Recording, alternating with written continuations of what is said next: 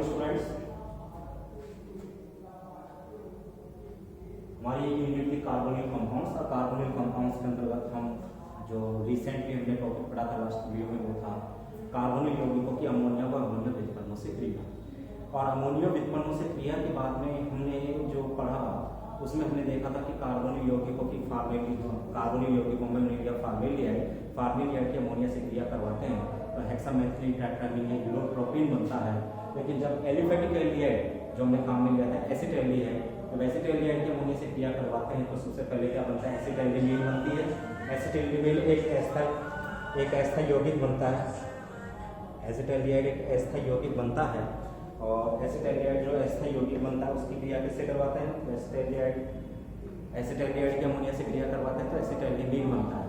और एसिटाल्डिमीन के 3 अणु जल अणुओं के साथ में हाइड्रोजन जल अणुओं के साथ में क्रिया करके तो क्या बनाते हैं? वो बनाएंगे ट्राइमेथिल हेक्साहाइड्रो ट्राइहाइड्रेट। इस प्रकार का एक क्रिस्टलीय कंपाउंड बनाते हैं। बेंजीन की हमने क्रिया पढ़ी कि बेंजीन की जब अमोनिया के साथ क्रिया करवाते हैं तो बेंजीन अमोनिया के साथ क्रिया करवाने पर हाइड्रोबेंजीनाइड एक क्रिस्टलीय उत्पाद का निर्माण करता है। फिर 3 अभिक्रियाएं हमने पढ़ ली थी कि अमोनिया की फार्मेलियाइड से क्रिया, एलिफेटिक एल्डिहाइडों में एसिटाल्डिहाइड से क्रिया और एरोमेटिक एल्डिहाइडों के अंतर्गत किससे क्रिया करवाई थी? बेंजीन से क्रिया। अब हम पढ़ते हैं कीटोनों की अमोनिया से क्रिया। देखिए कीटोन अमोनिया के साथ जब क्रिया करते हैं तो कीटोनों की अमोनिया के साथ क्रिया पर क्या बनते हैं? तो कीटोनों की अमोनिया के साथ जब क्रिया करवाई जाती है तो कीटोनों की अमोनिया के साथ क्रिया पर जटिल समृद्ध उत्पाद बनते हैं। ठीक है स्टूडेंट्स, जब कीटोनों की अमोनिया के साथ क्रिया करवाएंगे तो जटिल समृद्ध उत्पाद बनते हैं। इसी के अंदर हम देख लेते हैं क्या होगा। तो इसमें कीटोन्स के डिपेंड्स करते हैं कि कीटोन्स के अणु कितने काम में लिए गए थे, उसका एटमॉस्फेयर क्या था। तो यदि हम बात करते हैं किसकी कीटोनों के अमोनिया के साथ क्रिया करवाने पर जटिल समृद्ध उत्पाद बनते हैं। यदि प्रोपेनॉन या एसीटोन की क्रिया किससे करवाई जाए? अमोनिया से करवाई जाए। तो यदि प्रोपेनॉन की क्रिया अमोनिया आध्युक्य से करवाई जाती है या अमोनिया के साथ क्रिया करवाई जाती है तो अमोनिया के साथ क्रिया करवाई जाने पर कंपाउंड्स क्या बनते हैं? वहां पर 2 प्रकार के उत्पाद बनते हैं। तो डाईएसीटोनामीन और एक बनता है ट्राईएसीटोनामीन। ओके स्टूडेंट्स, तो प्रोपेनॉन की क्रिया अमोनिया के साथ करवाई जाती है तो अमोनिया के साथ क्रिया करवाई जाने पर संयुक्त उत्पाद के रूप में डाईएसीटोनामीन और ट्राईएसीटोनामीन बनते हैं। क्योंकि अभिक्रिया की क्रियाविधि कोई निश्चित नहीं है लेकिन फिर भी यह कहा गया कि प्रोपेनॉन या एसीटोन के 2 अणु एल्डोल संलग्न प्रकार की अभिक्रिया द्वारा इसका निर्माण करते हैं। पहले मेसिटिल ऑक्साइड्स का निर्माण करते हैं और मेसिटिल ऑक्साइड्स किससे क्रिया करता है? एमिनीकृत करवाने पर या अमोनिया से उसको अभिकृत करवाने पर डाईएसीटोनामीन बनता है। और अगर मान लीजिए एसीटोन के 3 अणु सम्मिलित करवाए जा रहे हों तो एसीटोन के 3 अणु सम्मिलित करवाए जाने पर फ्लोरोन बनता है और फ्लोरोन अमोनिया के साथ क्रिया करके क्या बनाता है? ट्राईएसीटोनामीन देता है। क्योंकि 2 अलग-अलग प्रकार के प्रोडक्ट्स प्राप्त हो रहे हैं, तो बनता है डाईएसीटोनामीन और एक बनता है ट्राईएसीटोनामीन। तो डाईएसीटोनामीन और ट्राईएसीटोनामीन दोनों ही बन रहे हैं लेकिन कंडीशंस ये आ रही है कि कौन सा उत्पाद ज्यादा बनेगा, कौन सा उत्पाद कम बनेगा। तो इसमें हमने केवल एक ही चीज ध्यान दी है कि हमने एग्जाम्पल कौन सा लिया है? CH3 CH3 हमने एग्जाम्पल लिया है प्रोपेनॉन।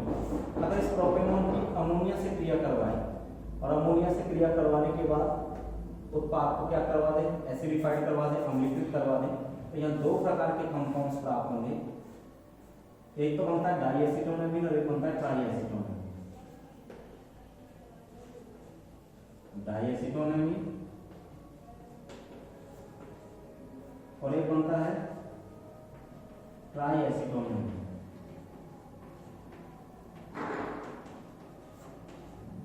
ये 2 प्रकार के उत्पाद बनते हैं लेकिन जो डाईएसीटोनामीन होता है ये रूम टेम्परेचर पर बनता है और ये हाई टेम्परेचर पर बनता है। ध्यान रखिए, अगर रूम टेम्परेचर पर अभिक्रिया करवाई जाती है तो प्रोपेनॉन की क्रिया जब अमोनिया के साथ क्रिया करवाई जाती है तो जटिल समृद्ध उत्पाद के रूप में डाईएसीटोनामीन और ट्राईएसीटोनामीन बनते हैं।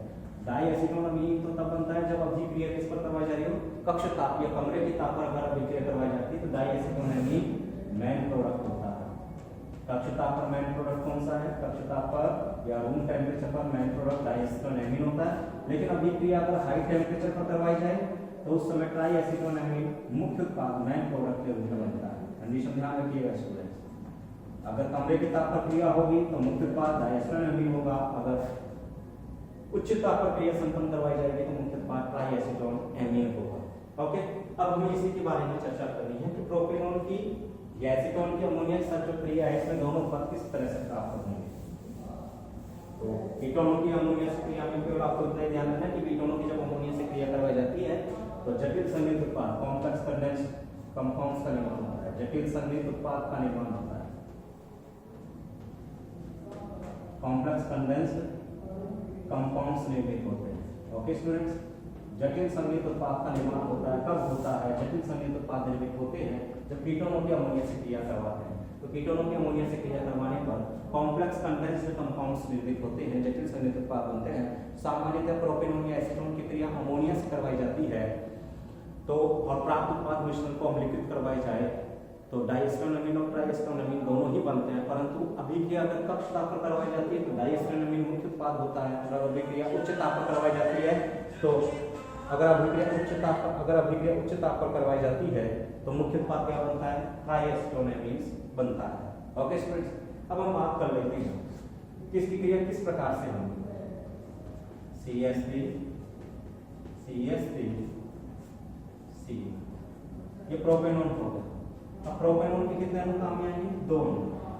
तो इसकी जो क्रिया विधि हम देखेंगे कीटोनों के अमोनिया के साथ जो क्रिया है इसकी मैकेनिज्म भी हम यही देख लेते हैं। तो हमने 2 है हम यहाँ देखते हैं CH3 एंड देन C और तो अणु काम में ये तो एक अणु का क्या होगा? क्योंकि इनमें अल्फा हाइड्रोजन पाए जाते हैं और अल्फा हाइड्रोजन के कारण हम कहते हैं कि अमोनिया बेस की प्रेजेंस में अमोनिया बेस की तरह काम करेगा। तो अमोनिया बेस की उपस्थिति में क्या होगी? अमोनिया बेस की प्रेजेंस में प्रोपेनॉन के 2 अणु प्रोपेनॉन है तो प्रोपेनॉन के 2 अणु परस्पर सममित होते हैं, सममित होकर के उत्पादन का निर्माण करेंगे।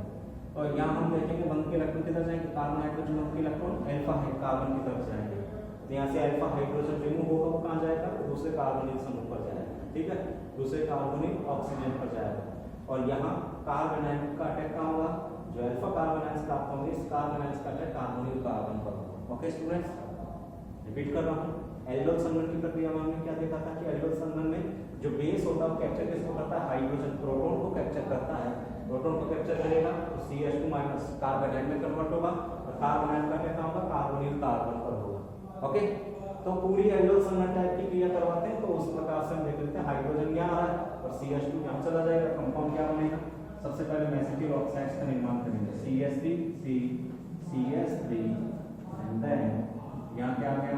OH then CH2 then CO CH3।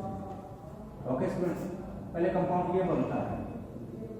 इस पूरी प्रोसीजर को मैं आपको रफली इधर बता रहा हूँ, रफ वर्क कर रहा हूँ। ये सब रफ वर्क पे ध्यान देना है। इन दोनों की क्रिया किस प्रकार से उसका वर्क है।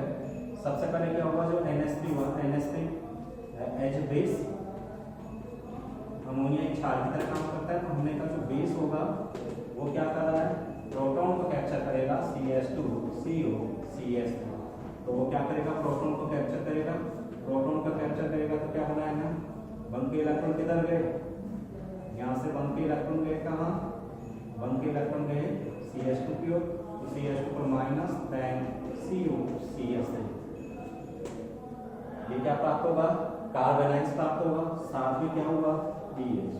अब ये कार्बन आयन का अटैक करेगा, कार्बन दूसरे कार्बन समूह पर अटैक करेगा CH3 CO CH3। अब इस पर किसका अटैक हुआ? CH2 CO CH3 CH2 minus. तो इसका अटैक कहाँ होगा? कार्बोनिल कार्बन पर। क्यों? क्योंकि कार्बन ऑक्सीजन बनते इलेक्ट्रॉन कहाँ गए? ऑक्सीजन पर चले गए, जिससे कार्बोनिल कार्बन इलेक्ट्रॉन न्यून हो जाता है और इलेक्ट्रॉन न्यून कार्बोनिल कार्बन पर क्या होता है? न्यूक्लियोफाइल कार्बन आयन का आक्रमण होता है। तो कार्बन आयन का आक्रमण होगा तो क्या बनेगा? CH3 C CH3 O minus CH2 CO CH3। Okay student, अब यहाँ क्या होगा? जो बेस जो था वो बेस अपना प्रोटॉन वापस से इसको दे देगा, क्योंकि बेस प्रोटोनेटेड हो गया था, वो प्रोटॉन्स को रिमूव कर देगा।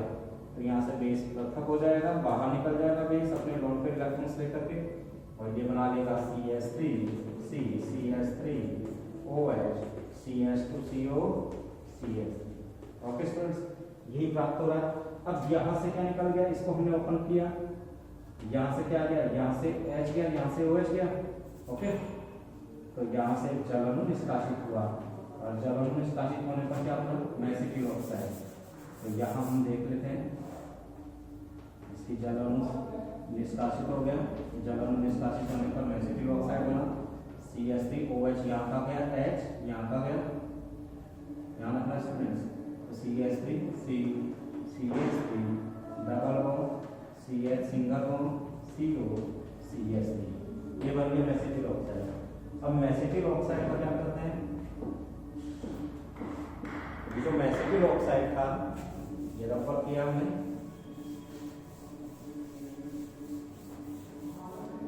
इस मेसिटिल ऑक्साइड की क्रिया किससे होगी, ये मेसिटिल ऑक्साइड क्रिया करेगा अमोनिया से। अब इसकी अमोनिया से क्रिया करवाते हैं तो क्या होगा देखते हैं। बंद के इलेक्ट्रॉन अमोनिया में किस तरह से डिस्क्राइब करेंगे, HNH2 के रूप में। बंद के इलेक्ट्रॉन किधर जाएंगे, नाइट्रोजन की ओर। यहाँ बंद के इलेक्ट्रॉन किधर जाएंगे, कार्बन की ओर, क्योंकि कार्बन के समय इलेक्ट्रॉन विड्रॉइंग ग्रुप होगा किलोसन। बंद के इलेक्ट्रॉन कार्बन की ओर जाएंगे, तो यहाँ कार्बन पर क्या जाएगा माइनस, और यहाँ पर आ जाएगा प्लस। तो प्लस वाले पर कौन जाएगा NH2, माइनस वाले पर कौन जाएगा हाइड्रोजन। तो यहाँ हमने कहा कि NH3 से जब क्रिया करवाएंगे तो कंपाउंड क्या बनेगा CH3C CH3, यहाँ पर क्या आ जाएगा NH2 single bond CH2 CO CH3। अब ये कहलाता है, ये भी एसीटोनिक स्ट्रक्चर, ये भी एसीटोनिक स्ट्रक्चर, ये कहलाता है डाइएसीटोन एमीन। तो इसे ही कहा जाता है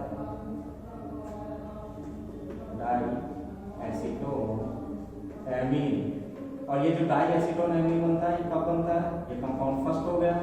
और ये जनरली मेन प्रोडक्ट कब होता है, रूम टेम्परेचर पर, कमरे के तापमान रूम टेम्परेचर पर ये मेन प्रोडक्ट होता है, MP होता है मेन प्रोडक्ट, ठीक है। रूम टेम्परेचर पर मेन प्रोडक्ट बन जाएगा डाइएसीटोन एमीन। जब अमोनिया से क्रिया करवाएंगे, क्रिया मैं आपको बता ही चुका हूँ, बंद के इलेक्ट्रॉन किधर जाएंगे CH3, ठीक है। अब हम ये कहते हैं कि बना हुआ जो कंपाउंड था, अगर इसकी हम क्रिया करवा देते हैं फिर एक प्रोपेनॉन अणु से CH3CO CH3, वही अमोनिया क्षारक की उपस्थिति में इसकी क्रिया फिर करवा दी। दो अणु को क्रिया करके क्या करेंगे, अमोनिया बेस की उपस्थिति में इसकी क्रिया करवाएंगे तो कंपाउंड क्या बनेगा वो देखते हैं। तो इन दोनों की पहले परस्पर क्रिया हुई, अमोनिया बेस की उपस्थिति में क्रिया करते तो क्या बनता है, संयुक्त उत्पाद बनता है। जल अणु निष्कासन पर मेसिटिल ऑक्साइड बना देता है, ये मेसिटिल ऑक्साइड बन गया। और मेसिटिल ऑक्साइड अमोनिया से तो करके अमोनिया से विकृत करवाने पर ये बनाएगा डाइएसीटोन एमीन। अगर हमने इसकी क्रिया किससे करवाई CH3CO CH3, अगर इसकी प्रोपेनॉन के एक अणु से फिर क्रिया करवा देंगे तो कंपाउंड क्या बन जाएगा देखते हैं। तो यहाँ हमने देखा इसकी क्रिया करवाई जाएगी, तो यहाँ पर क्या होगा वो यहीं से क्रिया देखेंगे, कार्बोनिल समूह पर अटैक होगा। इस क्रिया को भी हम देख लेते हैं किस प्रकार से क्रिया संपन्न होगी, रफली वर्क तो इसका भी देख लेते हैं। हमने ये लिया था compound CH3C CH3 double bond CH single bond CO CH, ये कंपाउंड है। अब चूंकि इसका वही भाग लेगा अल्फा हाइड्रोजन वाला CH2 minus CO CH3, base तो उसका निकाल दिया हमने, अमोनिया ले जाएगा बेस को। तो बेस क्या करेगा, बेस इसके प्रोटॉन को कैप्चर कर लेगा, अल्फा हाइड्रोजन को कैप्चर कर लेगा, जिससे कार्बन आयंस बनेगा, बने कार्बन आयंस का कार्बोनिल कार्बन पर अटैक होगा इस तरह से। ओके स्टूडेंट्स, तो ये कन्वर्ट किस में हो जाएगा, ये कन्वर्ट हो जाएगा CH3C CH3 double bond CH single bond C O minus, यहाँ पर CH3 CH2 CO and then CH3। अब यहाँ कन्फर्मेशंस क्या हो जाएगी, फिर वो H+ प्रोटॉन देगा और उसके बाद में संभावना क्या होगी, क्या ऐसी क्रिया हो सकती है, पॉसिबल है, क्या ऐसी क्रिया पॉसिबल है, बोलिए स्टूडेंट्स।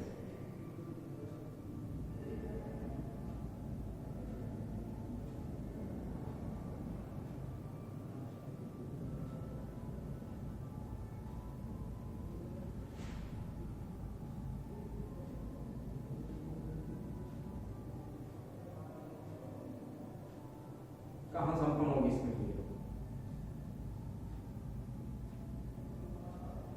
अगर यहां से निकलता है यहाँ क्या आ जाएगा, डबल बॉन्ड आ जाएगा।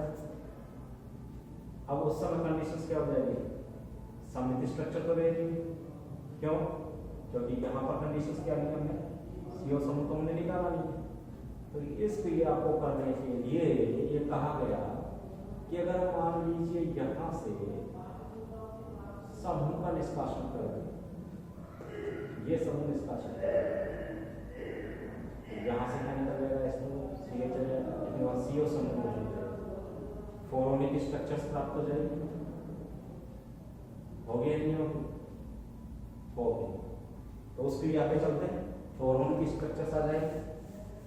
तो यहाँ कंडीशंस क्या होगी, जब इसकी पुनः किससे क्रिया करवाई जाएगी, जो बना हुआ मेसिटिल ऑक्साइड का, जब इसकी क्रिया करवाई जाएगी तो मेसिटिल ऑक्साइड की क्रिया करवाए जाने पर कंपाउंड क्या बनेगा, जलाणु निष्कासित हो जाएगा। जब इसकी पुनः प्रोपेनॉन से क्रिया करवाई जाएगी तो यहाँ पर क्या हो जाएगा, जलाणु का निष्कासन। कैसे वो देखिएगा, संघनन की क्रिया है, तो जब इस प्रकार से कंपाउंड बना तो यहाँ पे क्या कंपाउंड बनेगा वो हम देख लेते हैं। इसकी क्रिया करवा देते हैं डायरेक्टली संघनन क्रिया। ये देखिएगा CH3 डबल बॉन्ड, ये पढ़ चुके हैं कैसे पहले, COCH3। इस CO को हमने इधर कर दिया, यहाँ डाल दिया, चलो इसको यहीं पे कर दिया, ये लीजिएगा C double bond O and then यहाँ पे हमने दे दिया CH और यहाँ 2 हाइड्रोजन में ओपन कर दिए, ठीक है। अब CH3 COCH3, तो इसको हमने यहाँ ले लिया CH3 देन CH3, क्या निकल गया यहाँ से, जलन। तो कंपाउंड क्या होगा, तो हम यह कह सकते हैं CH3 C double bond CH single bond C double bond O single bond, क्या आ रहा है CH डबल बॉन्ड C, यहाँ आ रहा है CH3 और यहाँ भी आ रहा है CH3। ये कहलाता है 4 क्या कहलाता है ये 4। रिपीट कर रहा हूँ, प्रोपेनॉन के 2 अणु अमोनिया बेस की उपस्थिति में विकृत होकर के कंपाउंड बनाते हैं संयुक्त पर, जो एक अणु जल को निष्कासित करके मेसिटिल ऑक्साइड बनाते हैं। मेसिटिल ऑक्साइड अमोनिया के साथ अधिकृत करवाने पर क्या देता है, डाइस्टर अमीन बनाता है, जो रूम टेम्परेचर पर मेन प्रोडक्ट होता है। यदि अभी के मान मेसिटिल ऑक्साइड को पुनः प्रोपेनॉन के साथ संयुक्त करवा दिया जाए तो एक जल अणु निष्कासित करके क्या बना देता है, 4 देता है, ठीक है। अब इसकी क्रिया करवाएंगे किससे, अमोनिया से। तो अमोनिया के कितने अणु काम में लेंगे, 2 अणु। तो यहाँ अमोनिया के कितने अणु काम में लेने में, 2 अणु। क्यों, क्योंकि ग्रुप इधर भी है, ग्रुप इधर भी है, 2 अमोनिया अणु काम में लेंगे तो क्या हो जाएगा, इधर है यहाँ क्या जाएगा NH2। कंपाउंड क्या बनेगा, यहाँ कंपाउंड प्राप्त होता है CH3 CH3 single bond NH2 single bond CH2 single bond CO single bond CH2 single bond C NH2 single bond CH3 single bond CH3। 2 ammonia अणु से क्रिया करवाएंगे तो ये कंपाउंड बन जाएगा, डाइआयनिक प्रोडक्ट्स बनेंगे। अब इसी की क्रिया हम देख लेते हैं, ये क्या करेंगे, ये एक अणु निष्कासित कर देते। ये देखिए यहाँ हमने NH लिया और हमने कहा कि ये यहाँ से क्या निष्कासित हो गई, अमोनिया। इसके 2 अणु अमोनिया से क्रिया करवाएंगे, दोनों अमोनिया से क्रिया करवाने पर डाइआयनिक प्रोडक्ट्स बनाएगा, लेकिन अभिकृत करवाए जाने पर एक अमोनिया अणु को क्या कर देता है, विलग कर देता है। यहाँ से क्या निकल जाएगी, अमोनिया रिलीज हो जाएगी। अमोनिया रिलीज हो जाएगी तो कंपाउंड क्या बनेगा, वो देखते हैं। डाइएस्टर अमीन तो बन गया था यहाँ पे, ये क्रिया लगती है। वहाँ नीचे वाले का प्रोडक्ट लेते हैं, क्या बना रहा है, तो यहाँ ये बना देगा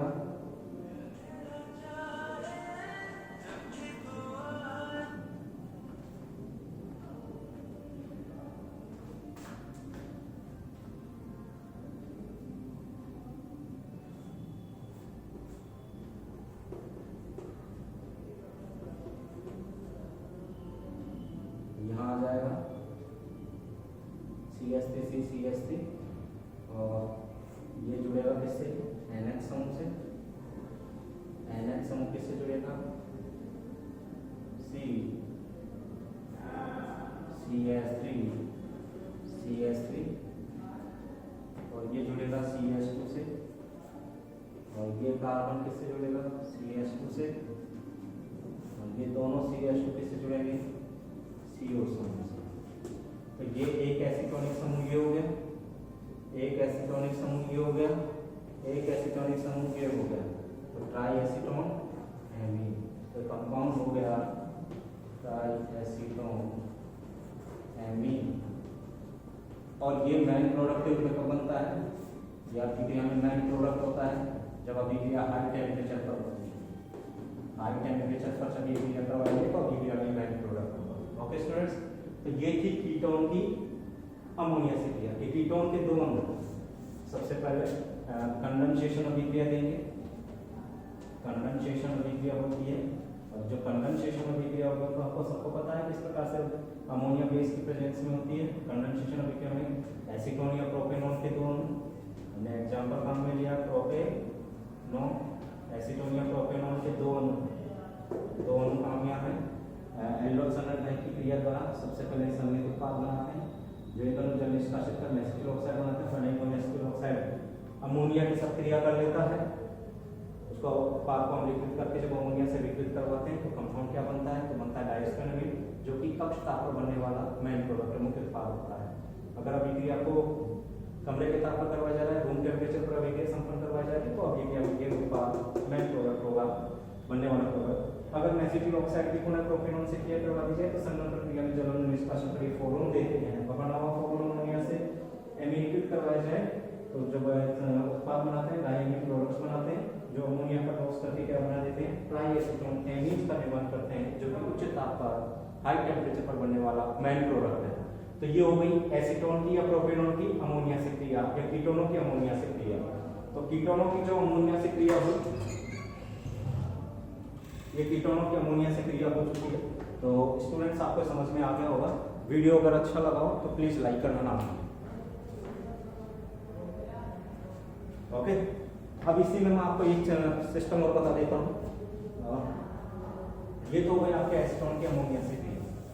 ओके स्टूडेंट्स, जो आपने अभी देखा। अब इसके बाद में है कि मान लीजिए, इसी में हम आपको बता, ये तो गई। अब अगर मान लीजिए हम क्रिया करवा दें इसकी बेंजीन एरोमेटिक टर्सरी एमीन के साथ। क्वेश्चन आया था क्या होता है जब बेंजीन को एरोमेटिक टर्सरी एमीन के साथ अभिकृत करवाकर और तनु अम्लों के द्वारा ऑक्सीकृत करवाया जाए तो क्या बनता है? तो वो हम अभिक्रिया में बात कर रहे थे, तो वो अभिक्रिया भी थी, कार्बोनिल कंपाउंड्स के विक्रिया देख रहे थे। तो यूनिट हमारी यही चल रही थी कार्बोनिल कंपाउंड्स की। अब हमारा टॉपिक वही चल रहा है। अब इस टॉपिक के अंदर फिफ्थ रिएक्शन, क्योंकि अमोनिया की अभिक्रिया पढ़ रहे हैं, तो फिफ्थ रिएक्शन हमारी आ गई। क्वेश्चन में लिख रहा हूँ, क्वेश्चन क्या था? क्या होता है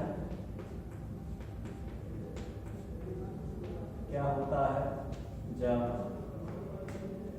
बेंजीन C6H5CHO को एरोमेटिक टर्सरी एमीन के साथ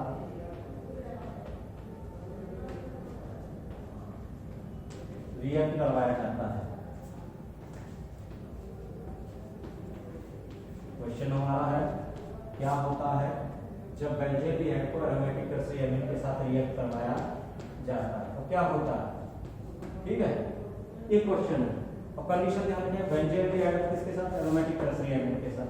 अब हमने यहाँ किया, क्रिया देख लेते हैं। बेंजीन एरोमेटिक एमीन के साथ देखना है, तो यहाँ देखते हैं। ये देखिएगा स्टूडेंट्स, रिंग्स का निर्माण कर रहे हैं या बगैर रिंग्स के भी हम देख सकते हैं। देखिएगा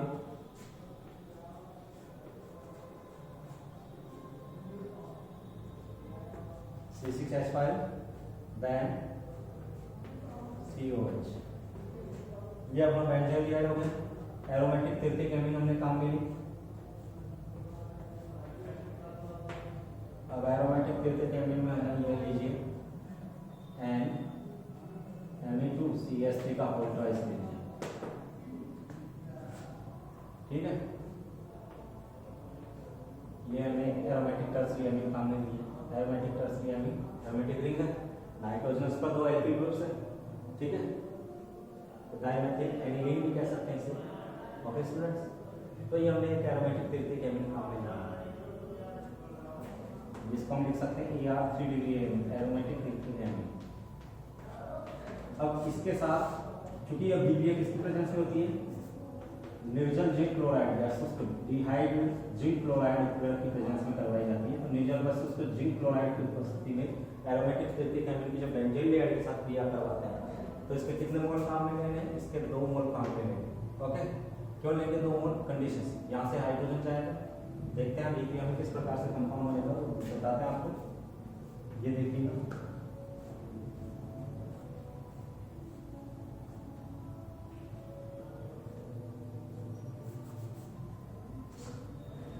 फॉलोइंग स्टेप्स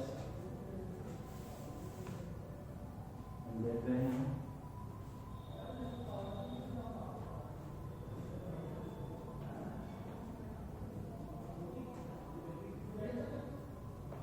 और यहाँ कार्बन है, यहाँ से कंडीशन ध्यान रखिएगा क्योंकि ऑक्सीजन या हाइड्रोजन।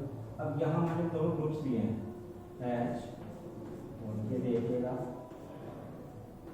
ये स्ट्रक्चर्स NME2 CH3 का और प्राइस, और यहाँ भी हमने काम में लिया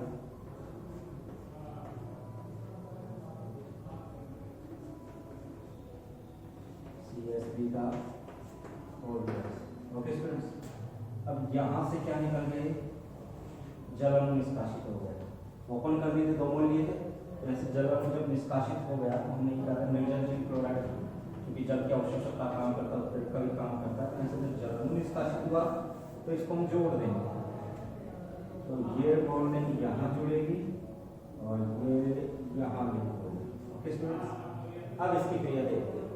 अब आगे क्रिया क्या होती है वो आप खुद देख रहे हैं।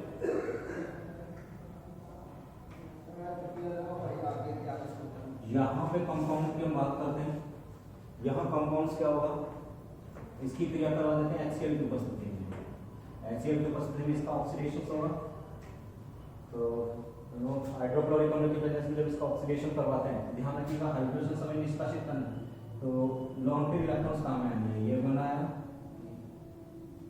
ये तोड़ा, ये बनाया, ये तोड़ा, ये बनाया, ये हटाया, क्या निकाल दिया? H2 और ऑक्सीजन गैस निकल गई, जल अणु बाहर, कंपाउंड क्या बना? तो ये देखिएगा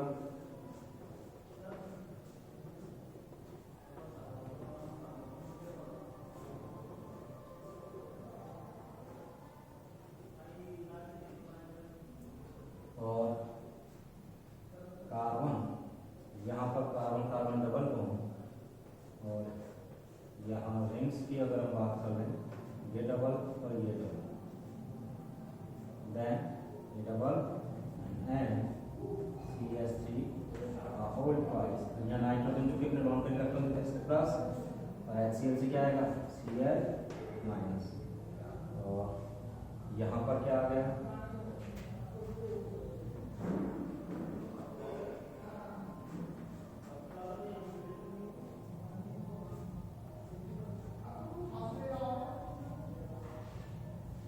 यहाँ पर आ गया CH3 का होल। ओके स्टूडेंट्स, ये बनता है मैलिकाइट ग्रीन। ये क्या कहलाता है? मैलिकाइट ग्रीन रंजक की प्राप्ति होती है। पहले तो ट्राइफेनॉइल उत्पन्न बनाते हैं जब बेंजीन लेयर की एरोमेटिक तृतीयक एमाइन के साथ क्रिया करवाई जाती है। तो एरोमेटिक तृतीयक एमाइन के साथ क्रिया करवाने का ये क्या देता है? एरोमेटिक तृतीयक एमाइन के साथ जब इसकी क्रिया करवाई जाती है निर्जल जिंक क्लोराइड की प्रेजेंस में, तो ये सबसे पहले बनाता है ट्राइफेनॉइल उत्पन्न।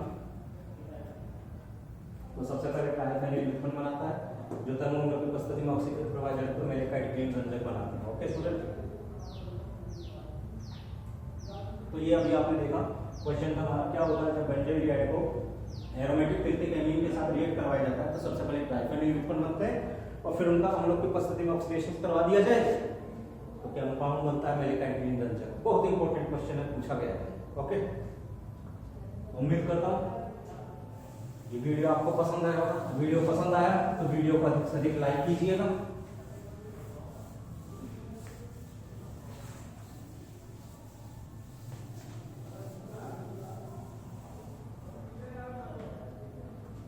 Okay students, thank you.